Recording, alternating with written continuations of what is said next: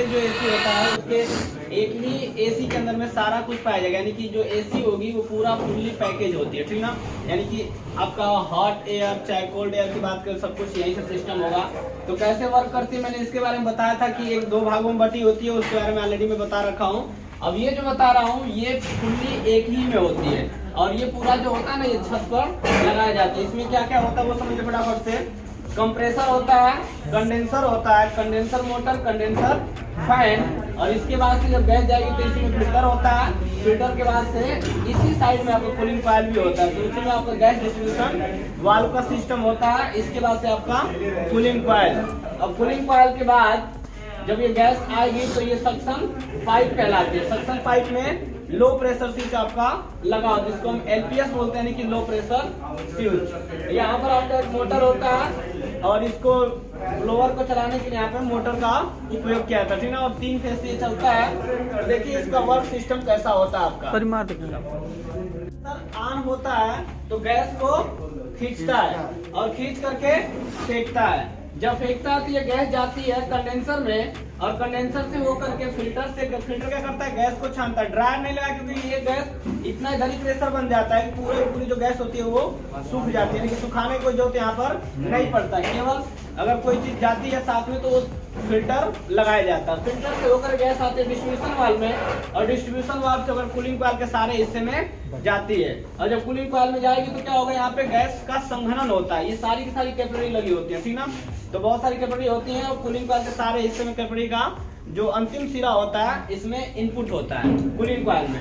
अब यहाँ जो गैस जब संघनित होती है तो ये पूरा कूलिंग कॉइल ठंडा होता है, और जो कूलिंग कॉइल ठंडा होता है तो हमारा जो ब्लोअर फैन चलता है, तो जो आपका कमरा होता है ना, कमरे से 2 डक्ट लगते हैं। एक ही कमरे में 2 डक्ट लगेंगे। एक डक्ट होगा एसएडी, यानी कि इसको हम बोलते हैं सप्लाई एयर डक्ट, जो ठंडी हवा को कमरे में ला करके छोड़ेगा। और एक होता है रिटर्न एयर डक्ट, जो कि कमरे की गर्म हवा को इस यूनिट के पास लेकर आएगा, ठीक ना। तो ये 2 डक्ट लगते हैं। एक कमरे की गर्म हवा को यूनिट के पास लाके दे देता है, यानी कि कूलिंग कॉइल को, और कूलिंग कॉइल क्या करता है, हमारा ये ब्लोअर फैन हवा को यहाँ से गुजारता है, उस गर्म हवा को। हवा जो ठंडी होती है ठंडी हवा को वापस इस डक्ट में भेज देता है, और ये आ जाती है कमरे में। तो जो कमरा ठंडा करना होता है उस कमरे तक 2 डक्ट पाइपें लगती है। मैंने यहाँ छोटा बना, लेकिन ये पाइपें लंबी जाएंगी, है ना। ये छत पे लगेगा तो छत से ये पाइपें आपकी पूरी जाएंगी नीचे तक, कमरे तक। तो 2 पाइपें जाएंगी, एक रिटर्न एयर डक्ट और एक सप्लाई एयर डक्ट। जिससे गर्म हवा यूनिट के पास जाती है उसे रिटर्न एयर डक्ट कहते हैं, जिससे ठंडी हवा कमरे में आती है उसे हम कहते हैं सप्लाई एयर डक्ट। तो कमरे की ही हवा को ये क्या करता है, सप्लाई एयर डक्ट, यहाँ पे return air duct cooling coil को देता है, और उसी हवा को ठंडा करके सप्लाई एयर डक्ट कमरे में भेजता है, जिससे कमरा पूरा क्या ठंडी हवा से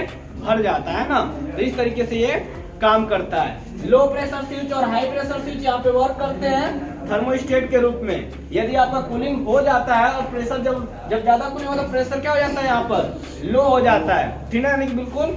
और इसमें लिक्विड जो है ना कूलिंग, यानी कि जो आपका गैस होता है वो ठोस के रूप में बनाता है, यानी कि बर्फ बनाता है, तो यहाँ प्रेशर बिल्कुल लो हो जाता है, जिससे इधर प्रेशर बढ़ने लगता है। तो हाई प्रेशर स्विच और लो प्रेशर स्विच मिलकर कंप्रेसर को बंद कराने का काम करते हैं। ज्यादा कूलिंग हो जाने के बाद, यानी जो भी आप कूलिंग सेट किए उतनी कूलिंग होगी तो क्या हो जाएगा, ये सेंस कर लेते हैं, ठीक ना, और बंद कर देते हैं। इनका जो कनेक्ट होता है वो होता है डायरेक्टली आपके पीसीबी से।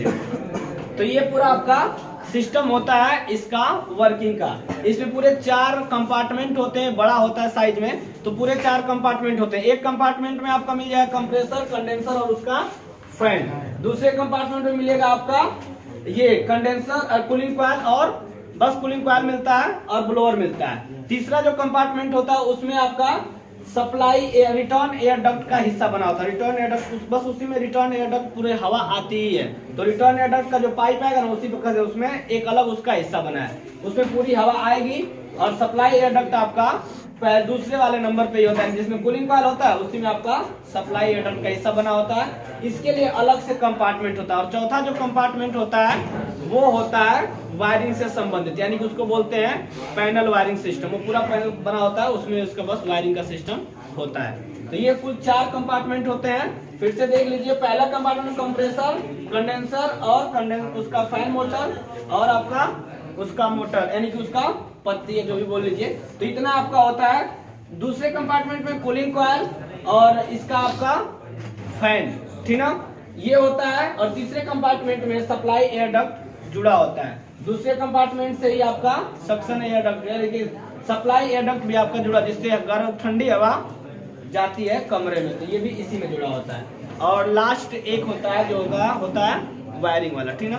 बस ये 4 कंपार्टमेंट होते हैं। और ये आती है एसी पूरी चौकोर की, ठीक है, रेक्टेंगुलर आती है पूरी लंबाई में। लंबाई चौड़ाई दोनों तरफ, चारों तरफ से बराबर होता है। थोड़ी सी लंबाई इसकी ज्यादा होती है चौड़ाई की अपेक्षा, लेकिन वजनी काफी ज्यादा होता है। कुछ पैकेज ऐसे भी हैं जिनके अंदर 3-3 कंप्रेसर लगते हैं ना। ये मैंने एक बस बताया है कार्यप्रणाली, इसी में 3-3 कंप्रेसर लगते हैं और तीनों के लिए सिस्टम जाएगा इसी में से, ठीक ना। तो चाहे 3 लगे, 2 लगे, 1 लगे, कार्यप्रणाली सबकी सेम ही होती है, ठीक ना। वायरिंग के लिए 3 लगेगा तो 3 कॉन्टेक्टर लेंगे, मैग्नेटिक कॉन्टेक्टर, जो उसको स्टार्ट करेंगे। 1 लगेगा तो 1 होगा, 2 लगेगा तो 2 मैग्नेटिक कॉन्टेक्टर, ठीक ना।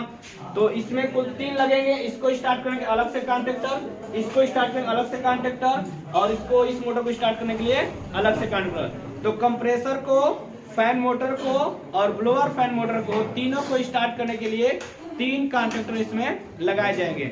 वायरिंग जब मैं बताऊंगा तो उसमें पूरा क्लियर बताया जाएगा।